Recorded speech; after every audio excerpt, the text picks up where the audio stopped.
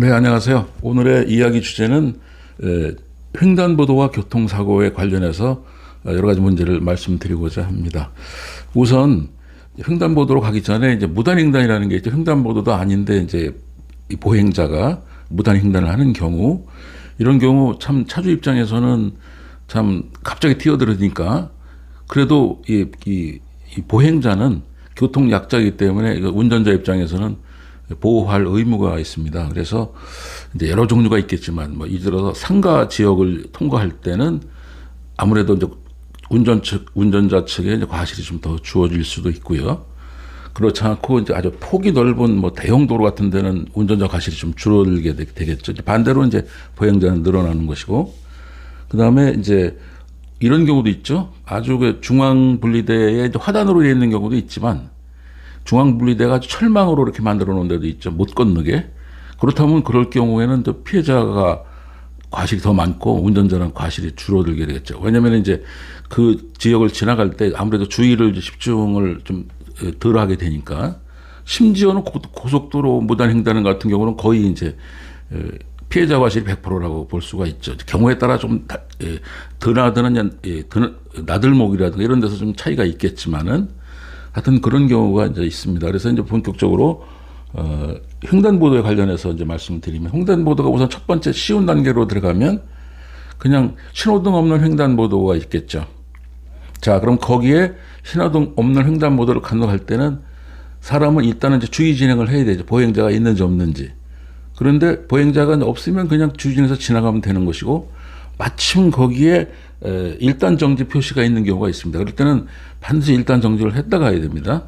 자, 그 다음에 두 번째 이제 그로 가는데 보행자가 인도 보도블록에서 이 차도로 한 발을 내리섰다, 한 발이라도 다 있다 그러면 그건 빨간불이 들어왔다고 보셔야 됩니다. 무조건 정지를 하셔야 됩니다. 이제 두 번째는 이제 신호등이 있는 횡단보도가 있겠죠. 자, 이럴 경우에 파란 횡단보도 주의 진행차가 빨간불이 들어오고 횡단보도에 파란불이 들어왔습니다. 이때는 사람이 없다. 그러면은 주의 진행을 해서 통과할 수가 있습니다. 사람이 없다면 횡단보도에 파란불이 들어왔더라도 주의 진행을 하면 됩니다. 그러니까 이제 즉시 정지할 수 있는 서행의 속도로 서서히 진입하면서 좌우로 살펴서 사람이 없다 그러면 주의 진행해도 되고, 다만 사람이 나타났다. 그런 이제 무조건 정지를 해야 되겠죠. 그럴 때는 무조건 정지를 해서 사람이 건너가는 걸 확인해서 인도로 완전히 올라가는 걸 보고 통과를 해야 되겠고요. 그런데 이제 횡단보도가 빨간불이고 나는 파란불인데 그래도 보행자가 나타나는 경우가 있습니다.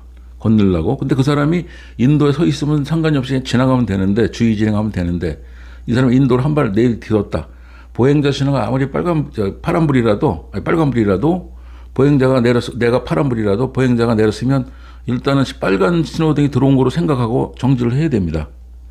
이런 점을 이제 잘 기억을 해 두시고, 다시 한번 이제 그 두 번째 것만 정리를 한다면, 내가 차도에서 파란불에 횡단보도는 빨간불이라도 사람이 내렸으면 빨간불이 나는 정지 신호가 왔다고 생각을 하셔야 된다는 거죠. 그렇지 않은 경우는 이제 주의 진행을 해도 비록 횡단보도가 파란불이라도 나는 이제 주의 진행을 해야 되는 것이고요. 자, 그러면 이제 교차로에서 이제 교차로에서 이제 우회전을 한다 그러면 이제 횡단보도를 두 번 통과를 해야 되지 않습니까? 첫 번째 진입하는 횡단보도, 그다음에 빠져나가는 횡단보도. 진입하는 횡단보도에서는 일단은 무조건 사거리에서는 정지를 했다 가야 됩니다. 두 번째 횡단보도에서 정지를 했다 가야 되고, 첫 번째 정지를 했다가 보니까 파란 신호등인데, 인도가 파란 신호등인데 사람이 안 건넌다. 그럼 주의 진행해서 우회전 쪽으로 쭉 꺾어도 됩니다. 이럴 때 만약에 사람을 다치게 하는 사고가 났다면은 그때는 우리 비보호 좌회전과 같은 개념으로 이제 신호 위반으로는 처리가 되겠죠. 그다음에 이제 첫 번째 진입 횡단보도, 그다음에 우회전에서 빠져나가는 횡단보도. 보통 우회전하고 빠져나가려고 보면 이제 보행자 신호는 파란 등이 녹색 등이 들어와 있게 마련이죠. 이럴 때는 아까 진입할 때는 녹색 등이라도, 우리가 보행자가 녹색 등이라도 주의해서 사람이 없다면 그냥 지나칠 수가 있다 했지만, 두 번째에서는 절대 지나치면 안 됩니다. 그냥 무조건 서서 기다려야 됩니다. 그래서 그 보행자 신호가 빨간불이 들어왔어요. 그럼 이제 갈 수가 있겠죠. 근데 늦게 시작을 하거나 횡단 시작을 늦게 하거나 너무 이런 경우에 상대방에서 사람이 이 횡단보도에 한 발이라도 들여 있으면 무조건 기다려야 됩니다. 그거는 나한테는 빨간 신호가 들어온 거나 마찬가지로 간주를 해야 됩니다.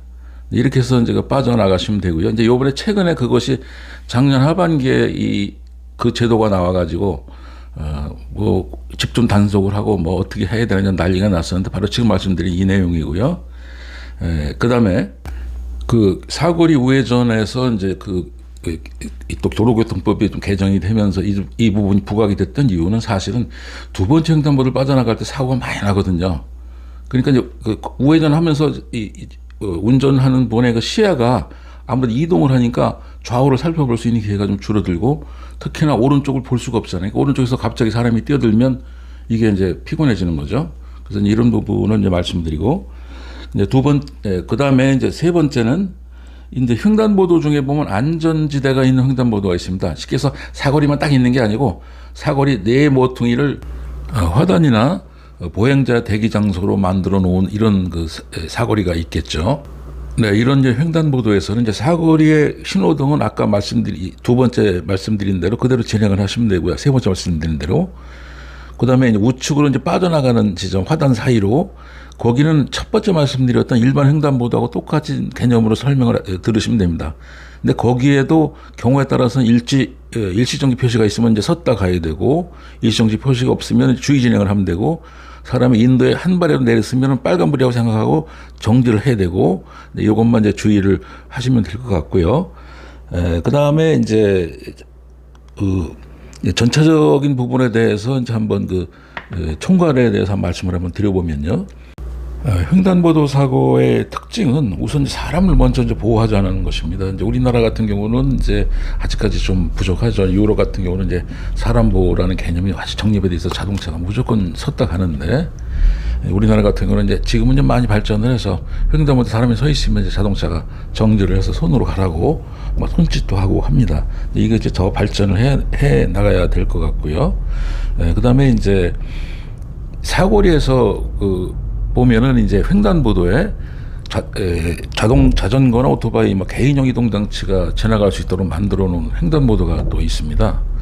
이 부분이 이제 이 부분은 정확하게 이제 횡단보도는 아니고 그냥 그 자전거 도로의 이제 연장선 개념이라고 보시면 되고요. 여기서 만약에 사고가 난다면은 횡단보도와 사고하고는 이제 구별돼야 되겠죠.